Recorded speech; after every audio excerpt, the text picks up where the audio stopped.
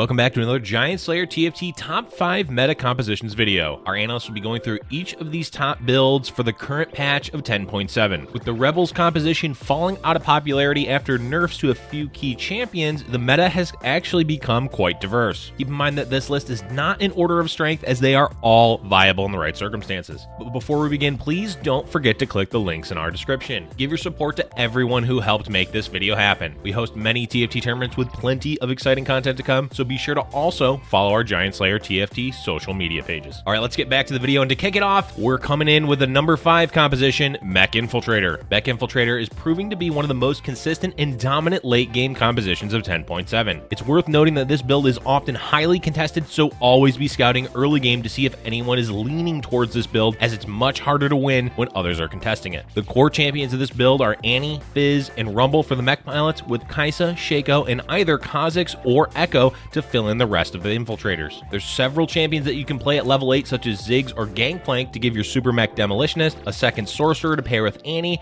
or Mystic to give your champions magic resistance. As long as you have the core champions, this build can be quite flexible. Items for MECH Infiltrator will either go on Annie or Rumble for the Super MECH, Shaco, and Kai'Sa. Defensive items work best for the Super MECH, so look to have at least 2, with Bramble Vest, Dragon's Claw, Titan Resolve, and Warmogs all being strong options. If you're able to get a lot of swords, then it's best to use that for Shaco as your primary carry, with Bloodthirster, Infinity Edge, and Guardian Angel being the best. Kai'Sa uses utility and magic items, so if you're finding those instead of swords, you can itemize her as the carry, with Seraph's, Deathcap, Morellonomicon, and Hand of Justice all being good for her. Lastly, if you find a spatula or the item itself, you can use a Demolitionist charge on Kai'Sa to turn her into a Demolitionist. The overall goal of this build is to get to level 6, find all the core champions, and slow roll your gold. This means you want 50 gold and roll the excess each round, with the intent to 3-star Annie, Rumble, Kai'Sa, and Shaco. Once you hit at least 2 MECH pilots and 1 carry, you can level and add in additional champions. This build does best at win streaking in the mid game once you hit 1 or 2 3-star champions, with the win condition being a stacked Shaco 3 late game. Time to move into the next composition. Coming in at number 4, Void Brawler. This composition became popular in 10.7 as it was discovered that positioning Vel'Koz in the far right of the second row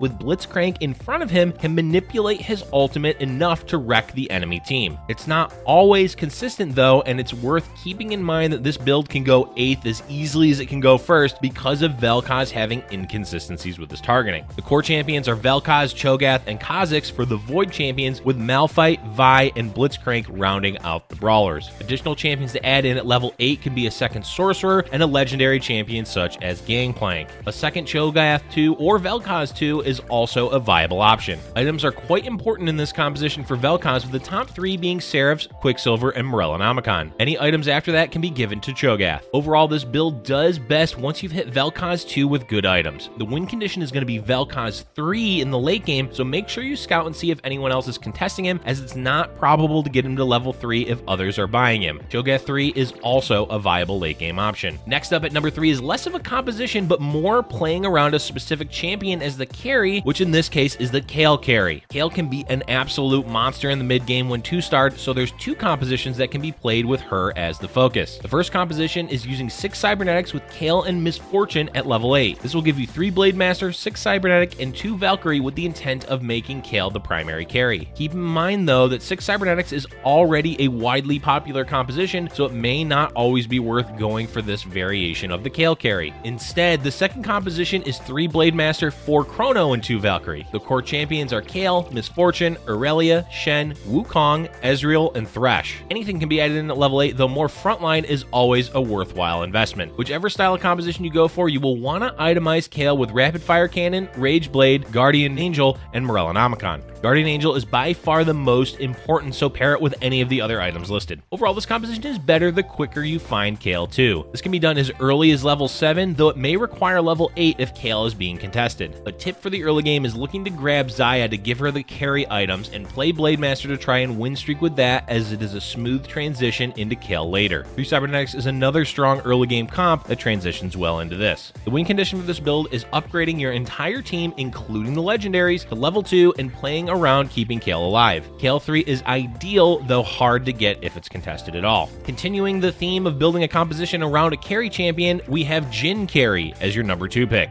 Much like KAYLE carry, JHIN carry has 2 different builds that he can be played with. The first composition is 6 Darkstar with 2 Sniper and 2 Mystic. The core champions are all 6 Darkstar champions, Ashe and Lulu. With changes to how Darkstar functions in 10.7, it's much easier to play around the buff the trait provides, though it's overall weaker for JHIN than it was previously. In general, look to play this variation of the build when you're able to give additional items to Shaco or Lux to help as secondary carries. The second composition is 4 Vanguard 2 Sniper, with the last 2 champions being flexible. Darkstar with Mystic is viable by adding Karma and a second Mystic. A second Chronos champion such as Thresh can be easy to slot in, or you can just look to play a strong legendary champion like Lulu. The composition is more flexible in general than the first, as the goal is essentially just to stack the front line to give JHIN time to do work. Items to give JHIN are fairly specific. Runins, Guardian Angel, and Infinity Edge are the top 3 items to give him. Guardian Angel in particular is extremely important, as JHIN is weak to infiltrators jumping him, and GA gives him a second life. Ashe can be the secondary carry, with utility items working best on her, such as Shojin or Rageblade. Lux and Shaco are also great as secondary carry in Darkstar builds, with sword items being strongest for Shaco and AP items for Lux. Whichever variation you play, your goal is ultimately to find JHIN 2 as quickly as possible. But these builds can have a super strong power spike early on as soon as you find JHIN 1, since he can do work even at level 1. The win condition for this build is JHIN 3, as he's necessary in the far late game to win fights. Otherwise, this build is more likely to get second, since it can struggle against a few other meta compositions. Alright, we're at the end of the list, and without further ado, the number 1 composition is Cybernetics. Cybernetics have taken the reins as the best composition after Rebels fell due to the nerfs in 10.7. They were already quite good in 10.6, and now they're sitting near the top in the current meta. But with great power comes greatly increased numbers of players picking up the champions, making it incredibly difficult to get a full cybernetic composition online. Keep that in mind before committing to them in the mid game, and always scout to see how many others are playing the composition. As the name suggests, the core champions of the build are all 6 cybernetics. At level 8, there's a few options, with KAYLE and Misfortune being great choices, or you can play towards Mana Reaver and Chrono by adding in Shen and Thresh. The latter style of play is a bit more common after the buffs to Mana Reaver and relies more heavily on Aurelia as the carry.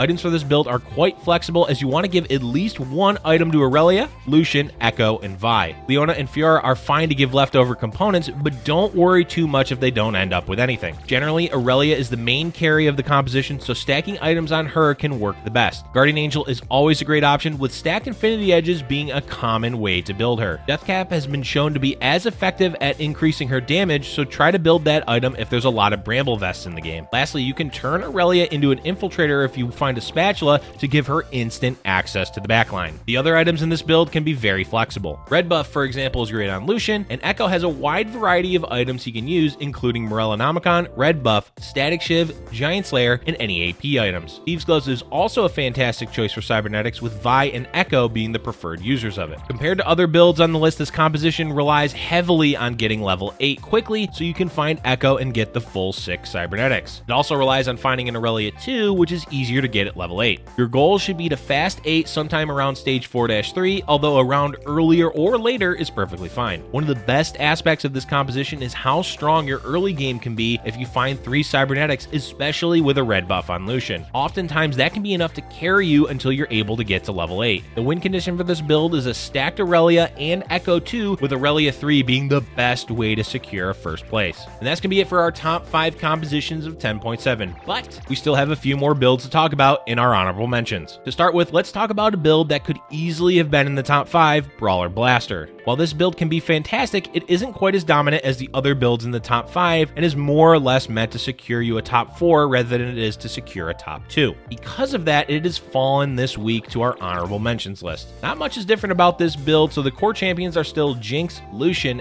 Ezreal, and Misfortune for the Blasters, with Malphite, Blitzcrank, Vi, and Cho'Gath as the Brawlers. Jinx is the primary carry, and of course the best item to give her is Giant Slayer. Red buff is always a fantastic choice for Blasters, and that can be given to either Jinx or Lucian. For the next honorable mention, we have a composition that popped up later in the meta for 10.6 that did extremely well, Protector Mystic. This build would have made it into our top 5 list last week, but it wasn't fully discovered until a bit later in the patch, as it did quite well against the most popular build, Rebels. But in 10.7, with Rebels gone, the build has fallen off quite a bit as there's more counters to it than previously. Builds that focus on physical damage or true damage in the case of Void can do quite well into this composition, and while it can still be strong, even win games, it's nowhere near as consistent as it was in 10.6. The core champions are Xin Zhao, Rakan, Nico, and Jarvan for the protectors, with Sona, Lulu, Soraka, and Karma used for Mystic. A variation of this composition can use 4 Celestial as well in games where 4 Mystic isn't necessary. Items are a bit specific for this build, as you want to give defensive items like Bramble Vest, Dragon's Claw, and Titan's Resolve to Xin Zhao. Rakan gets Morellonomicon and Shojin as his best items. Your goal for this build is to hit level 5 naturally and get to 50 gold, then slow roll each round to hit Xin Zhao 3 and Rakan 3. After that, you will level towards 8 to fill in the rest of your composition. It does best when the lobby is more magic damage based, but can still top 4 if you hit all of your upgrades. That's going to be it for today's video, folks. Patch 10.7 has really showcased the potential of Set 3 with such a diverse amount of builds available to play. Let us know in the comments section below which of these compositions you've had the most success with. Thank you for watching, and if you're enjoying our content, be sure to hit the like and subscribe button for future Giant Slayer TFT videos.